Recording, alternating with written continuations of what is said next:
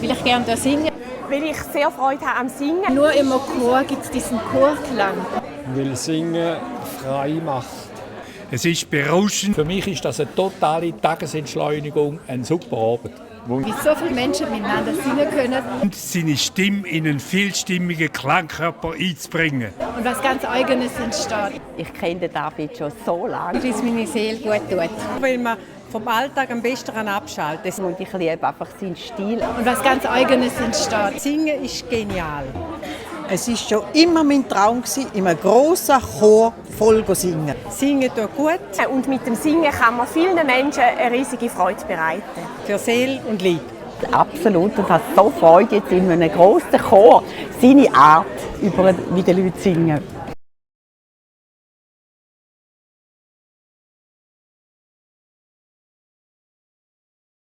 Hände hinter dem Rücken verschränken.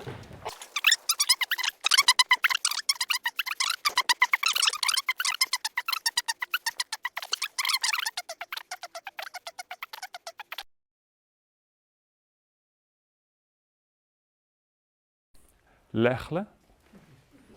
Backen hoch. Schön, schön, schön. Und macht die Augen groß auf, wenn ihr die Backen hoch habt. Fasst in Ihren Blick und fokussiert etwas auf Augenhöhe gegenüber. Knie weich, Brustbein heben, Brustkorb ein bisschen grösser, als Sie es gewöhnt sind. Dann gehen wir mit den Händen in die Flanke, wo es weich ist, zwischen den Becken, Knochen und untersten Rippen.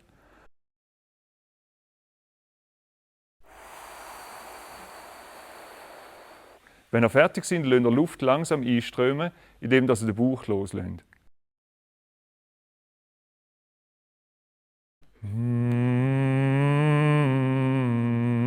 Gleich Druck geben und die Backen hoch sind.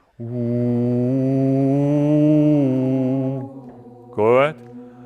Eine Hand ans Ohr, aussen dran, wo ihr spürt, ob ihr Öffnung habt.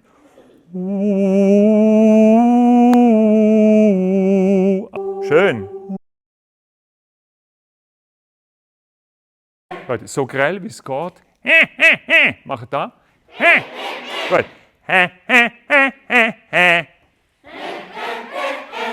Sehr gut. Und macht ein kurzes Haar vorne dran. Kurzes Haar, dass es nicht schlägt.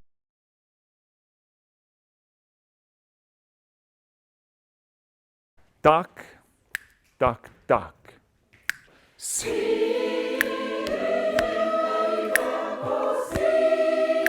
Gut, sehr gut. Okay, wir starten.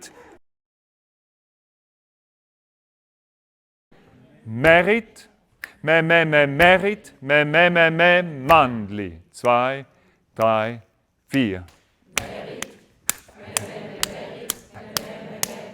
Gut, Tenor.